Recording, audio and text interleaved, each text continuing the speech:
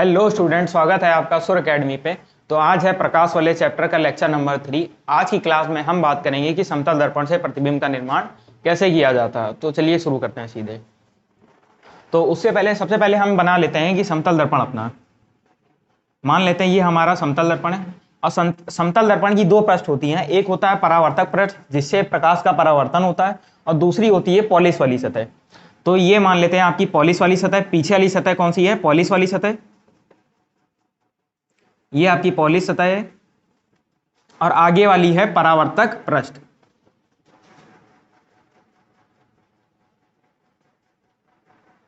I hope आपको इतना समझ में आ गया होगा। तो अब हम जरा इससे प्रतिबिंब बनाने के लिए आगे बढ़ते हैं। उससे पहले मैं आपको बता दूं, प्रतिबिंब बनाने के लिए कुछ आपको इंपॉर्टेंट बातें ध्यान रखनी है, वो मैं बता दे रहा हूं यहाँ साइड पे। सबसे पहली बात आपको ये ध्यान रखनी है कि जब भी आपको किसी वस्तु का या किसी वस्तु का आप प्रतिबिंब बनाने जा रहे हो तो उस वस्तु से कम 2 प्रकाश की किरणें आपको वहां से भेजनी होती हैं।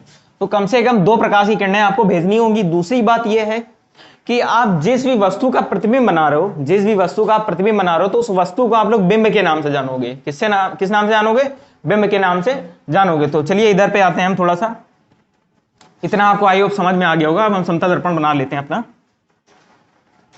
तो ये आपका है समतल दर्पण। अब इस समतल दर्पण पे हम क्या करेंगे, एक 90 डिग्री पे एक सीधी लाइन खींचेंगे। यह आपका अभिलंब हो सकता है। 90 डिग्री वाली लाइन आपकी अभिलंब भी होती है। तो ये हमने अभिलंब यहां पे खींच लिया। अब हम क्या करेंगे, यहां पे एक वस्तु रखेंगे। और अभी मैंने बताया कि आप जिस भी वस्तु का प्रतिबिंब बनाने जा रहे हो उसको आप बिंब के नाम से जानोगे। तो यहां पे हमने एक वस्तु रख दी AB। अब इस वस्तु AB का हम लोग प्रतिबिंब बनाएंगे तो इसको हम लोग बिंब भी बोल सकते हैं। ये आपकी क्या है? बिंब है। ओके। अब हम क्या करेंगे, अभी मैंने बताया आपको किसी भी बिंब का अगर प्रतिबिंब बनाना है तो कम से कम 2 प्रकाश की किरणें आपको भेजनी होती हैं। और ये 2 प्रकाश की किरणें परावर्तन के पश्चात जहां भी आपस में मिलेंगी, जहां भी आपस में एक दूसरे को काटेंगी, वहां उस वस्तु का क्या बन जाएगा?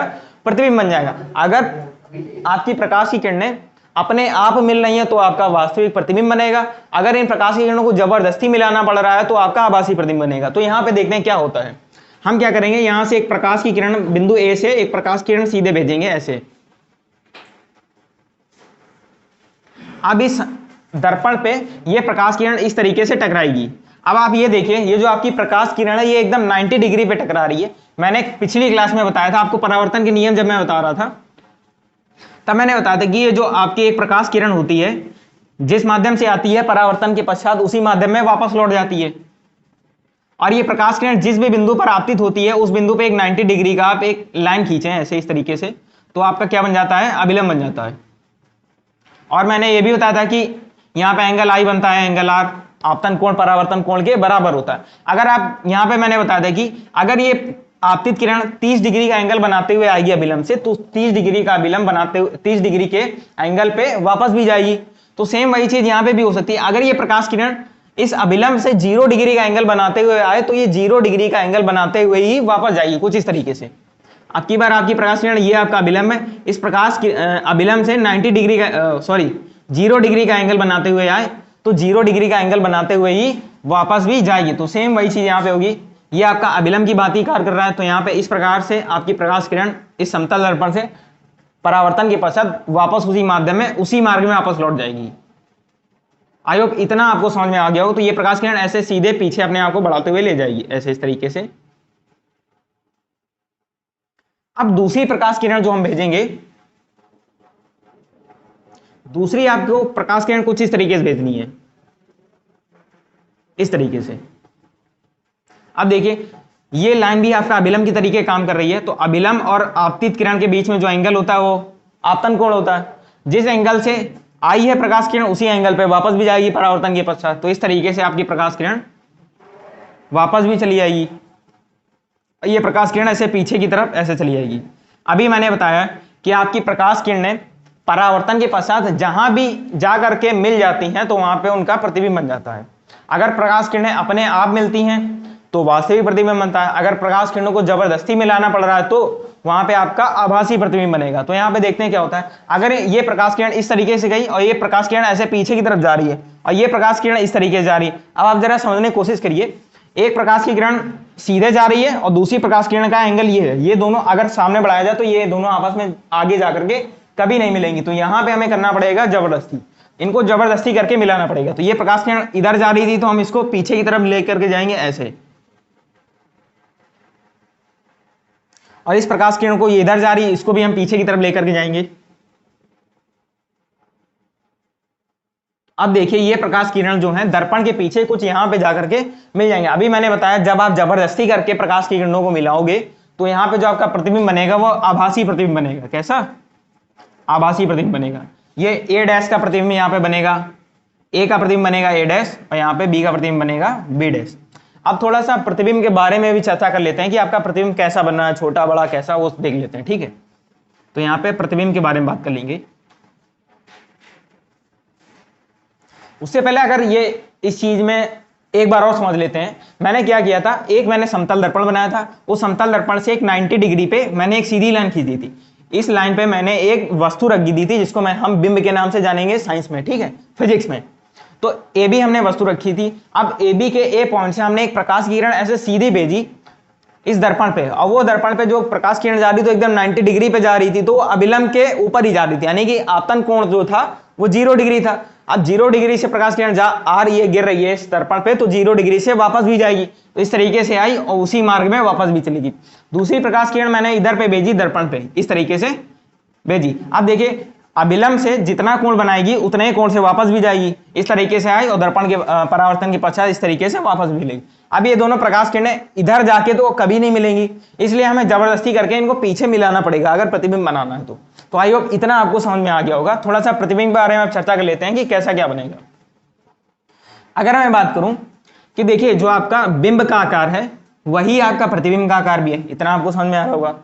जो जैसा जितना बड़ा आपका प्रतिबिंब था, जिस आकार का आपका बिंब था यानी वस्तु थी, उसी आकार का आपका प्रतिबिंब बनेगा। तो यहां पे लिख सकते हैं, फर्स्ट पॉइंट हम लोग लिख सकते हैं कि बिंब का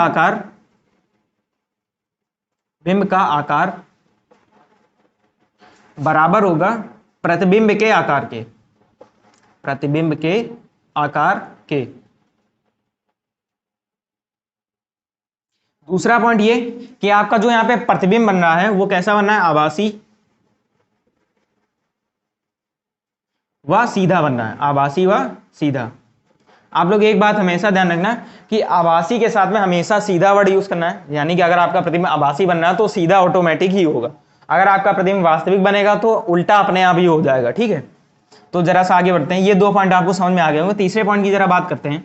आप यहाँ पे देखिए, तीसरा पॉइंट आपका ये था कि आपकी बिंब की दर्पण से दूरी, बिंब की दर्पण से दूरी और प्रतिबिंब की दर्पण से दूरी बराबर होती है, यानी कि दर्पण से जितनी दूरी पर आपका वस्तु रखी है या बिंब रखा है, दर्पण से उतनी ही दूरी पर आपका क्या बनेगा, प्रतिबिंब बनेगा। तो यहां पे हम लिख सकते हैं कि जो आपकी दर्पण से बिंब की दूरी बराबर होती है दर्पण से प्रतिबिंब की दूरी। अच्छा एक बात और समझ लीजिए कि दर्पण से बिंब की दूरी यानी कि दर्पण से वस्तु की दूरी को हम लोग यू बोलते हैं, स्मॉल यू, और दर्पण से प्रतिबिंब की दूरी को हम लोग वी से डिनोट करते हैं, स्मॉल वी से डिनोट करते हैं। तो यहां पे लिख सकते हैं कि आपकी दर्पण से बिंब की दूरी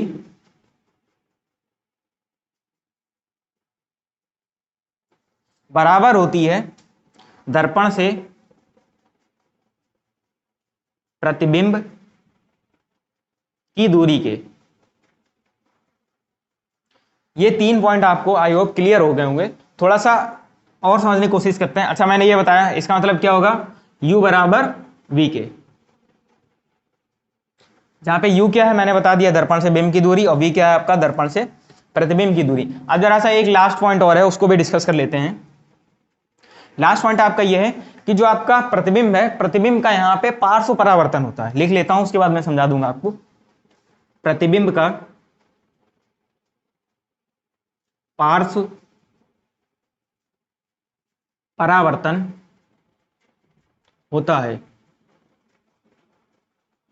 इस पार्श्व परावर्तन को इंग्लिश में लेटरली इन्वर्जन भी बोलते हैं या लेटरल इन्वर्जन भी बोलते हैं। जरा समझ लेते हैं कि होता क्या है।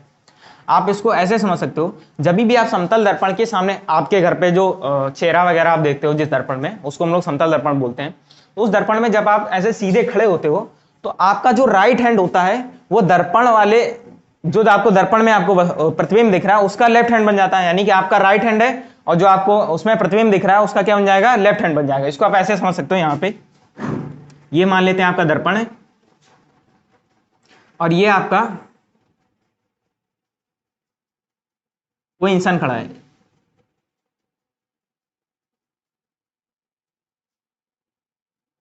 अब इस व्यक्ति का ये राइट हैंड है, तो दर्पण में इसका जो राइट हैंड है वो परिवर्तित हो जाएगा लेफ्ट हैंड में, इस तरीके से।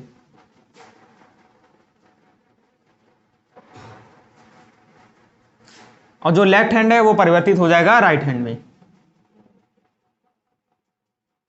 कुछ इस तरीके से। इसको आप एक एग्जांपल से और समझ सकते हो 1 2 3 वाले से। जैसे ये आपका समतल दर्पण है, ये 1 2 3 और 4। अब देखिए पार्श्व परावर्तन में आपका जो राइट हैंड है वो परिवर्तित हो जाता है लेफ्ट हैंड में, जो लेफ्ट हैंड है वो परिवर्तित हो जाता है राइट हैंड में। जो आपका सर और पैर है वो अपनी सेम नई जगह पे होता है, मतलब ये ऊपर नीचे नहीं होते, केवल राइट हैंड लेफ्ट हो जाता है और लेफ्ट हैंड राइट हो जाता है।